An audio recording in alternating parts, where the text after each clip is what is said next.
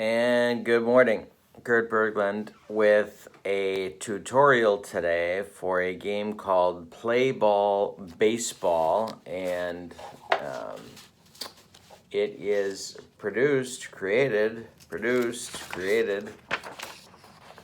by Greg Sovan, the creator of Fall Classic Baseball and the newly released Field Day Baseball, as well as pegboard baseball, and who knows what else. Greg is one of the most prolific game creators in the baseball sim business, and he has very generously offered Playball on his website for the price of your printer paper. That's right, you can download the instructions and a set of cards, which in this case is the Franchise All-Star set, which is a phenomenal set of cards for the game for absolutely free right now. I'm putting the ordering information for the game and the set, the links that you need in the description for the video. Please don't forget to click like and subscribe to my channel. I need your support to keep my channel going.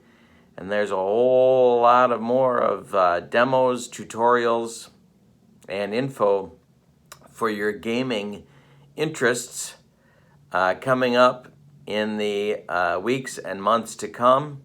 I've also got playlists, archive demos.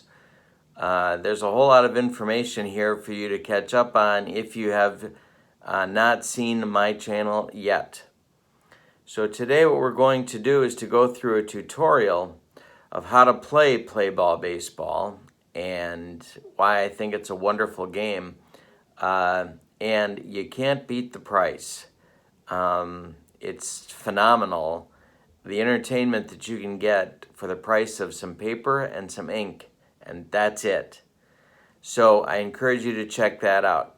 Let's go to the tutorial now and see how to play Playball Baseball. If you make the decision to download Playball Baseball, the first thing you'll see is that you've got a series of pages here, and it can look a little bit intimidating because there are pages and pages of on-base situation play charts, some error charts, some different ways of looking at the rules and charts that he offers, because one of the things that sets Greg Sovan apart is that he demonstrates that he understands how people learn and that different people learn different ways. And so he's offering you here on these pages several different ways of looking for the information that you need so that you can find out what works for you. But in actuality, in reality,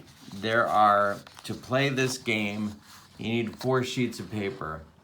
And I have them here, and I'm going to show them to you today in our tutorial. The first one is, as you can see here, it's called the Bases Situation Play Chart Bases Empty Quick Reference Chart 1. And this is what I'm going to refer to it as, Quick Reference Chart 1. All of your information, all of your abbreviations are here. And then where you need to look for more information about the use of these abbreviations is listed for you parenthetically here. So that's the first thing. The second thing is in the middle part of this page, you have your outs column.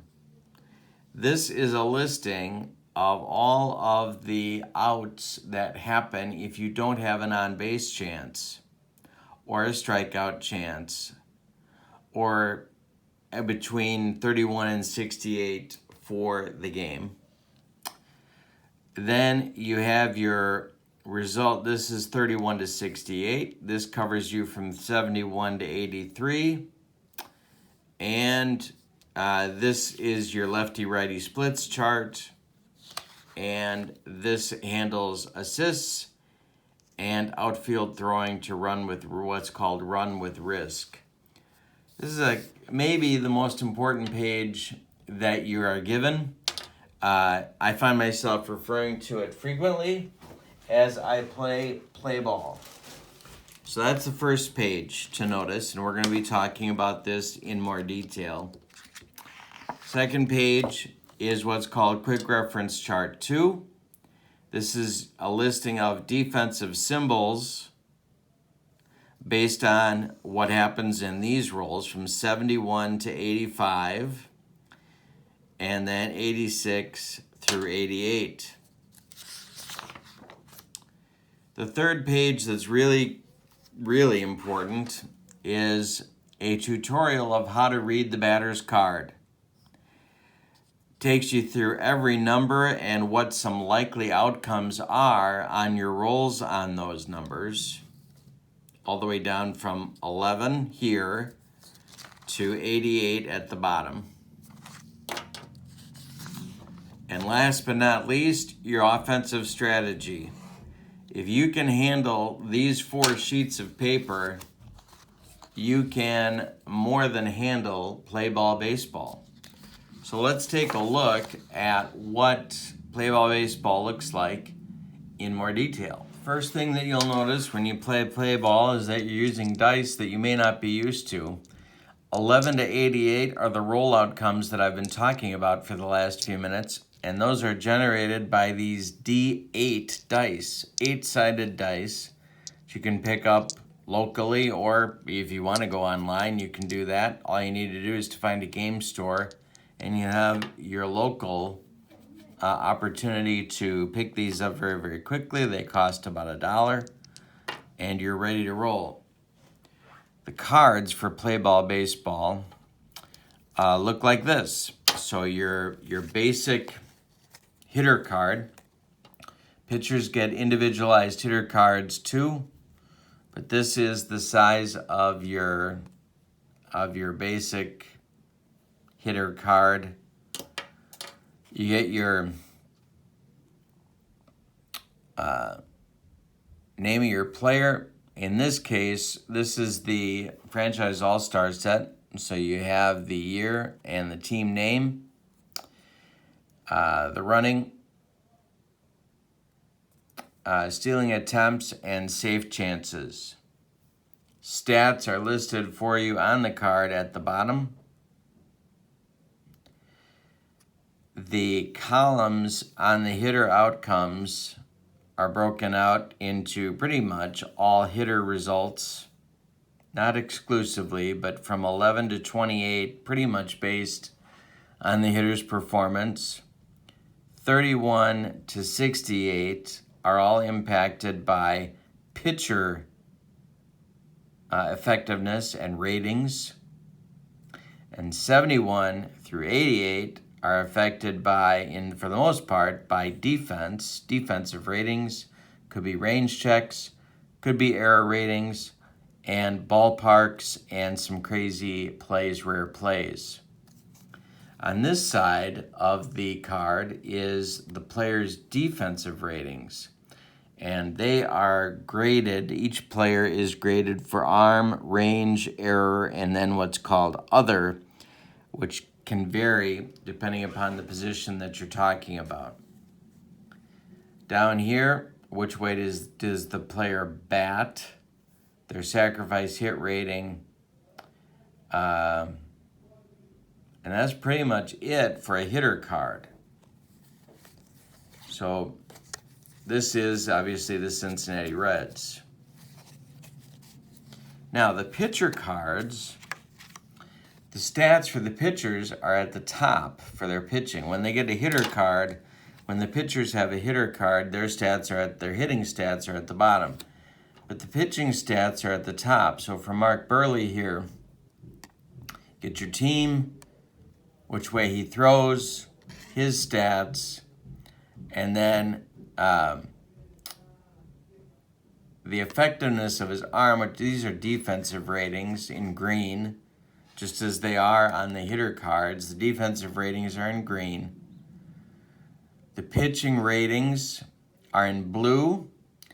So this is his hit number, his walk number, his strikeout number, his home run number, and his wild pitch, balk, and hit by pitch check. This is his stamina number under end, and then this is an advanced. If you want to play an advanced version of the game, this is for advanced hitting. Okay, but now you'll notice at the bottom of the card, what's listed for you are defensive ratings for arm, range, outfield error. I think that's what OE stands for. I'm blanking on that now. And assist rating for most of your starters and even some of your bench here. So if you don't input this information onto a score sheet, if you don't put this in a score sheet, and you just keep it here, and you don't want to fumble through the cards of the individual players for their defensive ratings, you'll find all of this information on the pitcher's card. So it's really convenient. It's really foolproof to find the information. Now, I don't call this a quick play game because you are rolling for each batter, but it does play quickly, if that makes sense. It's a very smooth playing game, and the vast majority of your results are resolved, your at-bats are resolved with one roll of the dice. So you can see that the pitcher cards are taller than the hitter cards, like Replay Baseball offers. So you can put your hitter cards right on top of the pitcher card, and as long as your pitcher values are visible there, you are ready to roll with all of your information right here. It's really a slick system. All right, so what we're going to do now is to walk through what these results stand for the batter outcomes with the pitcher interaction on the batter card. We are back here to look at the batter's card information sheet. This is just for us to work through as an example. But what I want to do is to show you two things. One is how to read the batter's card. And then number two, how well the instructions are laid out. When you print Playball Baseball, you're going to find that you're going to be able to get rolling very, very quickly. Now, as I told you with the Pete Rose card, most of your left column, 11 through 88, is just based on the hitter outcomes, the hitter talent, the hitter stats. 31 through 68, and again, we're using D8 dice here. 31 to 68 are influenced by the pitcher ratings. I gave you an example of the pitcher ratings in blue on Mark Burley's card. So this is how the pitchers and the batters interact in the game. And then 71 through 88, for the most part, are about the defense that the hitter is hitting into, or you have some other types of plays here: pass ball, wild pitch chance, ballpark, home field advantage, ballpark effect, and rare plays.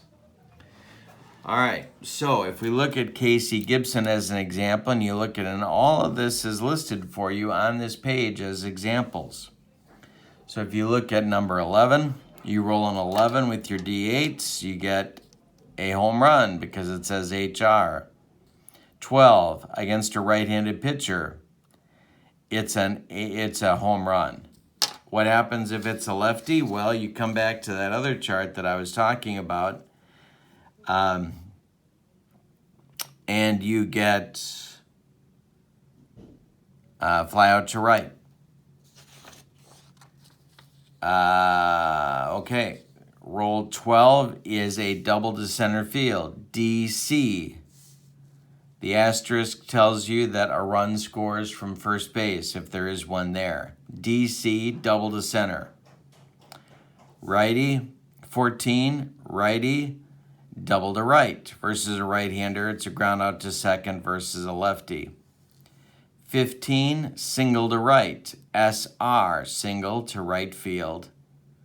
Two-base advance is what the caret symbol means.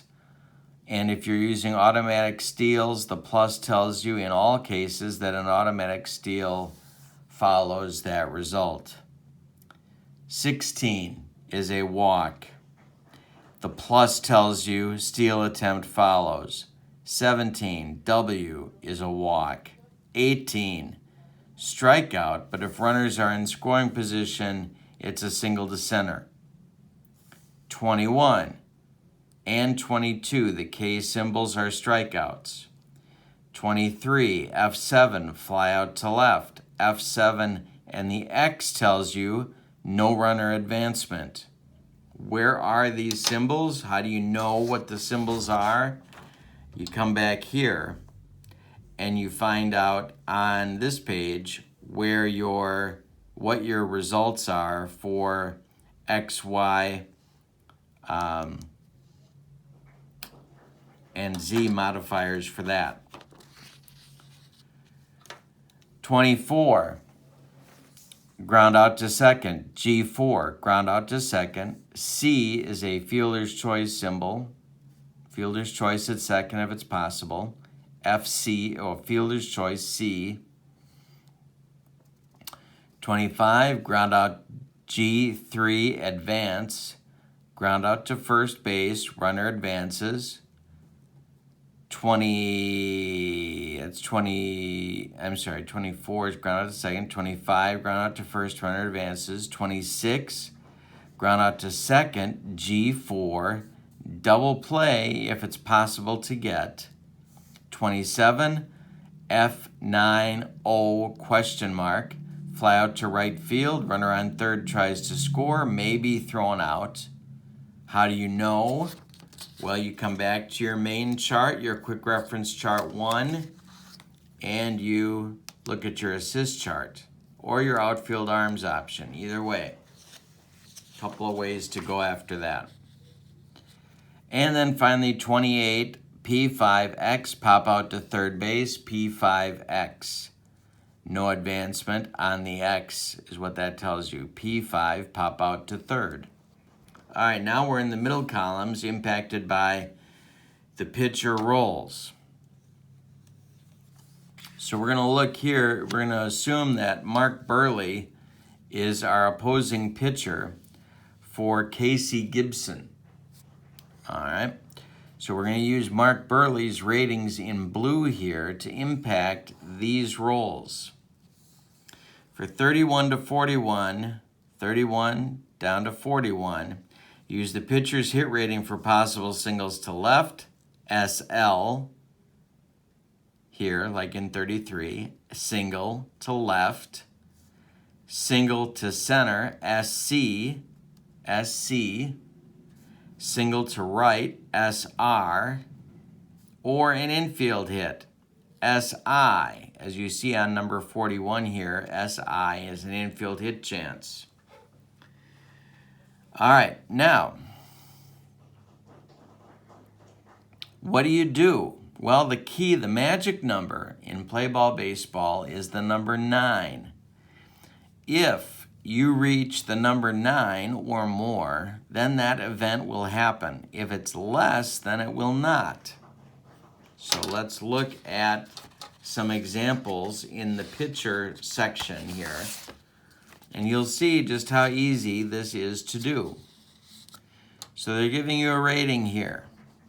31, single to right, 1. Well, what does the 1 mean? Well, it's a hit chance because you see single here, SR, single to right. So it's a hit chance. We have a 1 as the starting number. We add the pitcher's hit number, which you see here, P hit of 5. You add the 1 to the 5, and you get a 6. Is that a 9 or more? No, it's not. So what do? Well, we know that the 1 plus 6 is not a 9 or more. So you know that as a result of that, the event that's on the card is not going to happen. So what we do is we come to the quick reference chart, QRC1, and we look at 31. Now, what this tells us is what the outcomes are if the event on the batter's card does not happen and the die roll is between 31 and 68. Well, we're working here between 31 and 68. These are the outcomes impacted by the pitcher's ratings. So the event for 31 does not happen. So instead, what does happen? Well, F9, fly ball to right field, X, no base runner advance is what the X tells you. Now, in red, you say, well, what are the red? Some pitchers are extreme ground ball or fly ball pitchers. If your pitcher is one of them, and it will tell you so on his card, here it does not. Burley is not one of those pitchers. Then, in that case, you would look at the red result. Burley is not, so we're satisfied with the black result, and it's a fly out to right field, X, no base runner advance. Let's take another example. 32, single to center, 2. All right, SC, single center field, 2. All right, so we take this number, we add it to Burley's hit number of 5. You ask yourself, does that equal 9 or more? No, it does not. So we come back to the quick reference chart 1. We look under 32, which is what we rolled. G, 6, C. Ground ball, shortstop. C, fielder's choice if you can get it. That's it. Do one more hit here, and I think you'll have it. Let's go down to 35. SL5, single, left field, 5. Take that 5, you add it to Burley's 5, and you get a 10. Is that 9 or more? Yes, it is. So then you know that the event happens. It's a single to left field. It's just that easy. You're rolling one result, one roll of the die. In some cases, you're adding a pitcher rating to the number on the card to get your outcome, and you're done. You're off to the next batter. Okay.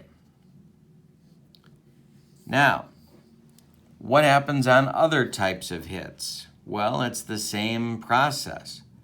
If you roll a 42, D center field with a 7. Double to center field with a 7. D, C, 7. All right? So, is this going to happen? Well, we take the 7, we add it to Burley's hit number, and it's a 5. That makes 12. 12 is 9 or more, and so the event happens. If it wasn't, we'd take the 42, it's a fly out to center field. Notice, fly out to center, so there's a connection here. Fly out, just he catches up with it, makes the catch, and you see a Y, which is a sacrifice fly, if you can get it. All right, next, 43, triple to center, 8. 40, same thing, triple to center field with an 8, so you add his 5, you get 13, it's a triple. 44, homer, 6, HR, homer, 6. Now you'd add his home run rating, PHR, pitcher home run rating, 4. 6 plus 4 is 9 or more. So the event is going to happen. If it didn't, if it wasn't that high, here you'd have a split result. So if you have a left-handed batter, left of the slash, a left-handed batter is going to fly out to right field with the sacrifice fly. A right-handed batter to the right of the slash, fly out to left field with the Y as the sacrifice fly indicator. Those are your hit possibilities. Oh, we didn't do an infield hit. 41, single SI, single on the infield. 3, we added to Burley's hit number. It's a 5. That's less than a 9 or more. So we look at 41 on the infield chart, and we have another split result. Ground ball, second base for a left-handed batter. C, fielder's choice, if you can get it. Right of the split, right-handed batter. Ground ball, shortstop. C, fielder's choice, if you can get it. This game plays that easily. All right, now let's look at strikeouts. 2 ways of strikeouts on the game. The first one is where they're automatic. For example, if you roll a 46 here, Burley strikes you out. But if you see a number after the K, now you're adding it to the pitcher's rating. 51, K1. So you're taking the 1, you're adding it to Burley's strikeout rating, and that's a 2. Is that 9 or more? No, it's not. So what do? We look at the quick reference chart 1, and this is a fly out to left field, Y. So you go down and you see all these strikeout chances. Then you get to walks. Same deal. Walk ratings start here with number 61. Sometimes, but not always, there's an additional strikeout chance thrown in there. And you simply add, if you roll, let's say let's say you roll a 64, W4, walk 4. Add that to Burley's PW rating of 1, and you're not going to have a walk because it doesn't equal 9 or more. So we rolled a 64, we look on the quick reference chart, and he flies out to right. All right, now we're going to look at the fourth and final hitting column, and that is what I call the defense column, although there are some other things in this column.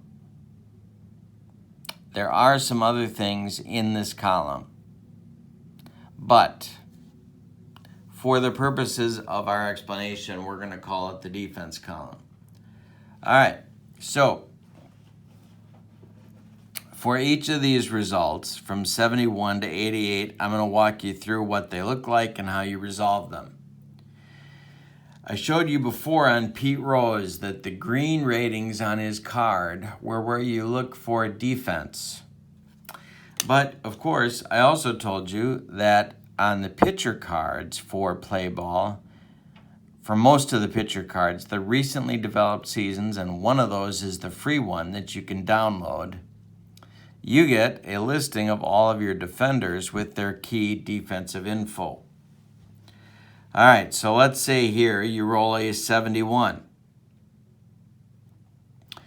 What you're paying attention to here, and I'm going to show this to you in a little bit more close up so you can see it. Let's look at Tim Raines's card here. If you're looking in column 4, the defense column, the key thing here, when you see that green color, that's going to tell you what to do. Notice that the green ratings are all here for defense on his card. When you see green, that tells you what defensive position is involved. A 71 involves the pitcher's defense. A 72 involves the catcher. A 73 involves the first baseman. A 74 involves the second baseman. A 75 involves the third baseman. A 76 involves the shortstop. A 77 involves the left fielder. A 78 involves the the center fielder. Now, we have D8 in the game, D8 dice, so there is no 79. So instead, you get an 81. 8 plus 1 is 9, which is the baseball symbol for right field. So each defensive spot on each batter card, it can be challenged if you roll between a 71 and an 81. Does that make sense? So let's take a few examples so you can see what that looks like in practice. All right. 71. You're going to do a range rating. It's a range check, so you've got to get to the kitchen. And it's on the pitcher because you have the 1. So it's a range rating for the range check for the pitcher. If it's not, if he fails the range check, it's a single to center, SC. The range check for the pitcher number is going to be a 7. So you add that. In this case, let's say Burley is still on the mound. You look at the pitcher's range number. The number here is a 7. Burley's range is a 2. That's a 9 or better, so the event is going to happen. It's going to be a single to center field. If it was less than a 9, he would make the play. All right, 72 involves the catcher's ability to frame a pitch. It's a possible walk if he doesn't, and it's a strikeout if he does. All right, so let's suppose, just for fun, A.J. Pierzynski is catching today for Burley. His range is a 6. We add that to the walk number, and so it's going to be a walk because it's 9 or more. That simple. 73. Line drive, so it's a range check, single to right field. 73, so it's hit toward the first baseman. 3, first base, line drive, towards right field. Obviously, it's going to be a single to right unless the first baseman makes the play. Now, the number is high. It's an 8. Our first baseman here is Frank Thomas. We add the 8 to the 6 for his range. We get a 14. It's a single to right. 74. 4. Ground ball. Single up the middle to center field. Single 8. So it's hit up the middle. Is Ray Durham going to get there? His range number is a 6. The number on the card is an 8. It's a 14. It gets past him for a single. 75. Pop-up. A blooper. Third base, 75, third base. Could be a single into left field. Robin Ventura backing up on his range rating is a 2. A 2 plus a 2 is a 4. That's less than 9. So Ventura is going to get to the pop-up to third and make the putout. 76. Louis Aparicio, shortstop, 6, shortstop spot, ground ball, single on the infield single chance, but the number is a 6. We check Aparicio's range, it's a 3. 6 and 3 is a 9, so he dives, he knocks the ball down, it stays on the infield, but it is a single for the batter. 77. Okay. The first thing we have to do, we have a K5. So we have a batter here in Casey Gibson who strikes out a fair amount. So the strikeouts are bleeding into the defensive checks. So we have 2 possibilities here. Actually, we have 3 possibilities. The first thing we check for is a strikeout. K5. We look at Burley's card. His strikeout number is a 1. 5 plus 1 is a 6, so that will not happen. It's not going to be a strikeout. Now we check for a single to left. Comma here, single to left, it separates the outcomes. Single to left, Carlos Lee is in left field, El Caballo. So the single to left, 1. Single to left, 1. With Lee's range rating is a 4. 1 plus 4, he's going to get there. He's going to make the play for the putout because it's less than 9 and makes the catch. 78, double to center field, 4. But instead of the pitcher's hit number, here we're using Chet Lemon's range rating. Chet Lemon's range rating is a 2. And so we add the 4 to the 2, that makes 6, that's less than 9. Chet Lemon gets there and makes the catch. And finally, we have the 81. The 81 is the right fielder, as I told you. 8 plus 1 makes the right field a range check. 8 plus 1 is 9. 9 being the right fielder's number.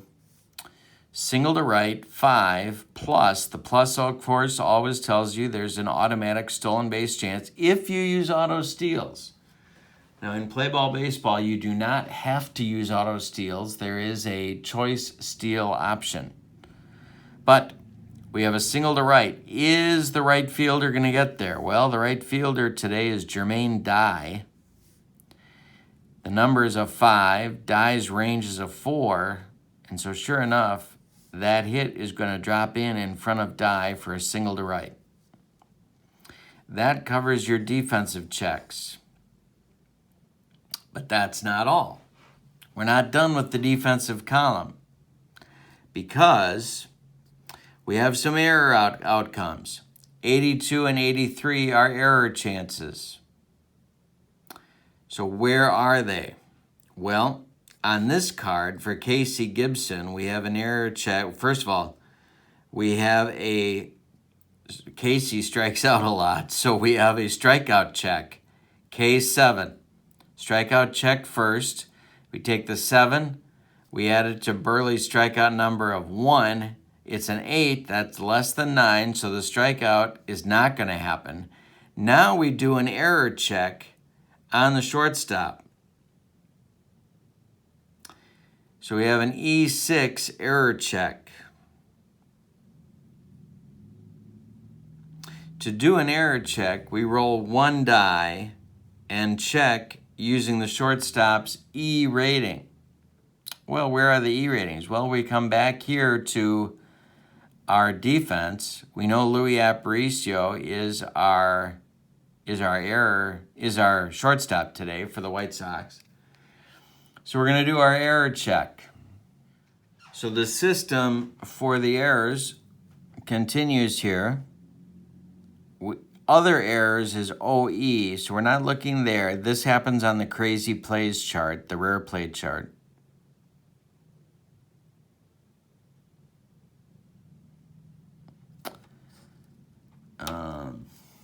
So Aparicio's error number is, wait a minute, where I just had it.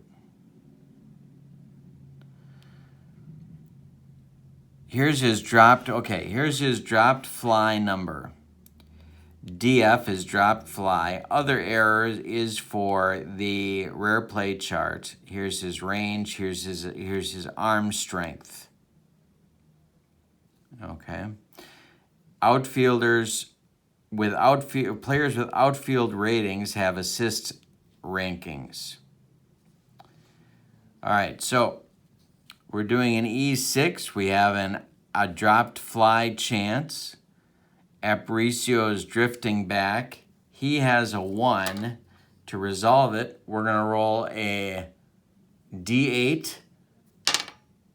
He's going to make the catch because the 1 of his rating plus the 4 makes a 5. That's less than 9. And so he gets there and holds on to the ball for the pop out. 83 is going to be testing Robin Ventura. We look at the third baseman's E rating. Ventura is a 3. We add the 5 to the 3, that's less than 9, and he's out. A plus tells us that if he had reached due to the error, there would have been an auto steal after that. Your passed balls and wild pitches happen on 84 and 85. There's a passed ball rating for each catcher. Here you see Pierzynski's. Down here you see Carlton Fisk. You roll your D8 and add it, and then you'll see whether the pass ball happens. Wild pitch. Burley's got a wild pitch number of a 1. You roll your D8 to determine if that happens. If it does not happen, then it's a line out to second. If the pass ball doesn't happen, it's a pop out to the catcher. 86 is the home field advantage roll, something very unique for play ball. The home team singles to center field on this one. The visiting team flies out to center. H, single. V, F8. It's that simple. 87 is your ballpark effect. You look at your home team's ballpark chart on the pitching and defense sheets, which look like this. This is a pitching and defense sheet for the Brewers. Right-handed batters in that ballpark, left-handed batters in that ballpark. You roll a D8, and there's your outcome. And that's what you do for your 87 rolls. And for 88, there's a crazy play chart, rare plays. That is it. The only thing we have not covered, and you're really now, at this point, if you've got your papers, you got these 4 sheets, you're ready to roll. You've got your, oh no, I'm sorry, not that one. You don't need that one. You need this one, the quick reference chart 1, the batter card to remind you of what you may have forgotten, quick reference chart 2, and your offensive play calls for how to do your called steals, your hit and runs, and your bunting. And your suicide squeeze at the bottom. If you have these 4 pieces of paper printed, plus your teams, you are ready to play Playball Baseball. It's a wonderful game. I have played 14 games of Playball Baseball as of today. And my time is right around 30 minutes, but if I really pushed it, I could get it down to 15 for a lot of games, I think. Depending upon if it was a slugfest or not. This is Playball Baseball. The website, the ordering information, all that good stuff is available for you in the description to this video. My name's Kurt Berglund. Please subscribe to my channel for more. And I thank you for your time. Have a wonderful day. So long, everybody.